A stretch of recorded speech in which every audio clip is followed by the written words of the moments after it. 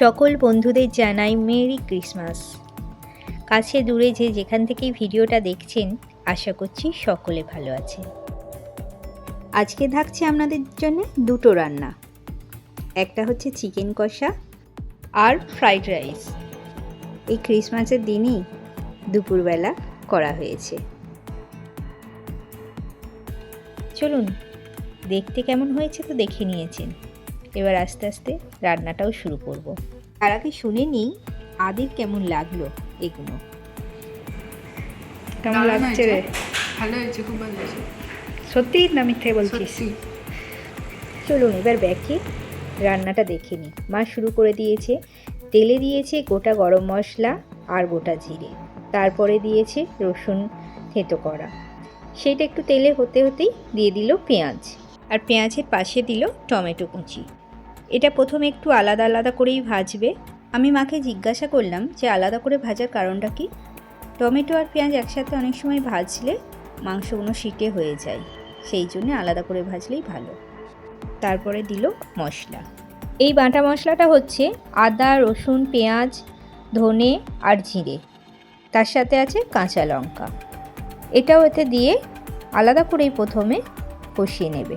তারপরে মিশিয়ে নিয়ে হলুদ আর লঙ্কা গুঁড়ো দিল। দেওয়ার পর অল্প অল্প করে জল দিয়ে এটা প্রথমে একটু কষিয়ে নেবে, তারপরে চিকেনটা দিয়ে দেবে। আপনাদের সাথে আমিও আছি, মায়ের হাতের এই রান্নাটা দেখছি আর শিখছি। এই রান্নাগুলো শেষ পর্যন্ত দেখুন, আর কেমন লাগলো জানাবেন অবশ্যই কমেন্টে, তবেই না আপনাদের আমি ধন্যবাদ দিতে পারবো। এই চিকেনটা কিছুক্ষণ গোলমরিচ দিয়ে একটু ম্যারিনেট করা ছিল। এটা দেওয়ার পর নাড়াচাড়া করে অল্প আছে কিছুক্ষণ ঢাকা দিয়ে রাখা হোক।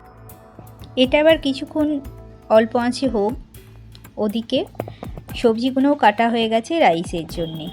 গাজর, বিনস আর মটরশুঁটি নিয়েছি, আর এদিকে কাজু, কিশমিশটা কিছুক্ষণ ভিজিয়ে নেওয়া হয়েছে।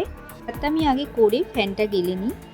তাতে জলে আমি গরম মশলা গোটা আর তেজপাতা দিয়েছি, দিয়ে ভাতটা হোক কিছুক্ষণ। আর এদিকে মা মাংসটা একটু নাড়াচাড়া করে দিচ্ছে, ওতে ভালোই জল বেরিয়েছে। তারপরে হলুদ আর লঙ্কা গুঁড়ো দিয়ে দিল।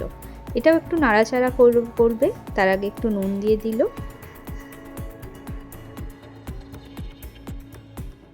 খানিকটা পরে আবার অল্প করে একটু জল দিল, যাতে একটু কাই মতন থাকে। এটা মানে একটু বসে বসে যাচ্ছে বলে দিল, নাহলে দেওয়ার প্রয়োজন হয় না। তারপর আবার খানিকক্ষণ ঢাকা দিয়ে কিছুক্ষণ পর কাজু, কিশমিশ দিল, চিকেন মশলা দিল, আর অল্প করে গরম মশলা ছড়িয়ে দিল। মায়ের হাতের এই মাংস কষাটা খেতে খুবই ভালো লাগে, সেই জন্য মাকে আজ বললাম তুমিই আজকে মাংস কষাটা করো। লাস্টে একটু ধনেপাতা আর ঘি ছড়িয়ে ঢাকা দিয়ে আঁচটা বন্ধ করে রেখে দেওয়া হলো। চলুন অন্য রান্নাটাই যাওয়া যাক এবার। আপনাদের বাড়িতে কি রান্না হলো এই ক্রিসমাস দিনে জানাবেন কিন্তু।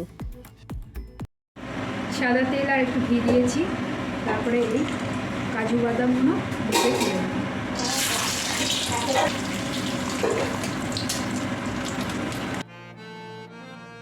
কাজু বাদামটা ভাজতে ভাজতে একটু নুন দিয়ে দিলাম, তাহলে কাজু বাদামটা একটু বেশি নোনতা নোনতা লাগে। এগুলো অল্প ভেজেই তুলে নেব। তুলে নেওয়ার পর তেলে দিলাম গোটা গরম মশলা, এলাচ, লবঙ্গ আর দারচিনি। তারপরে সবজিগুলো দিয়ে দিলাম। এতে অল্প নুন দেব। দেওয়ার পর ভালোভাবে নাড়াচাড়া করে দরকার পড়লে ঢাকা দিয়ে এটা সেদ্ধ করে নিতে হবে। এরম কালারিং সবজি দিয়ে কোনো রান্না হলে খুবই ভালো লাগে, তাই না? মানে খাওয়ার তো স্বাদ পরে, দেখতেও খুব ভালো লাগে। একটু ভাজা ভাজা হয়ে যেতেই এতে ভেজানো কিশমিশটা দিয়ে দিলাম, আর পরিমাণ মতো চিনি আর নুন। ফ্রাইড রাইস একটু মিষ্টি মিষ্টি হলে অনেকের ভালো লাগে, সেরকম বুঝে চিনিটা দেবেন। তারপরে জল ঝরানো ভাতটা আমি একটু থালায় থালায় চাড়িয়ে রেখেছিলাম, সেগুলো দিয়ে একটু নাড়াচাড়া করার পর ভাজা কাজুটা দিলাম। তারপর আবার কিন্তু ভাতটা দিলাম, দিয়ে এটা ভালোভাবে মিশিয়ে নেব। আপনার কোন জিনিসটা বেশি ভালো লাগে, ফ্রাইড রাইস না পোলাও? হ্যাঁ আপনাকেই বলছি। ওগুলো নাড়াচাড়ার পর জায়ফল, জয়িত্রী গুঁড়ো ছড়িয়ে দিলাম। তারপরে লাস্টে একটু ঘি। এই সময়টা কিন্তু অল্প আঁচেই নাড়াচাড়া করতে হবে, নাহলে তলাটা অনেক সময় ধরে যায়। আর ভাতটা নাবানো কিন্তু খুব সেদ্ধ যাতে না হয়ে যায়, যেন চালটা ভেঙে না যায়, সেরকম সময় নামিয়ে নিতে হবে।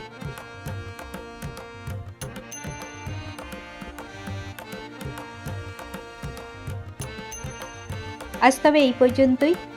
সবাই ভালো থাকবেন, সুস্থ থাকবেন। আজকের দিনটা কিভাবে কাটালেন বলবেন, আর আমার রেসিপিগুলো করছেন তো বাড়িতে।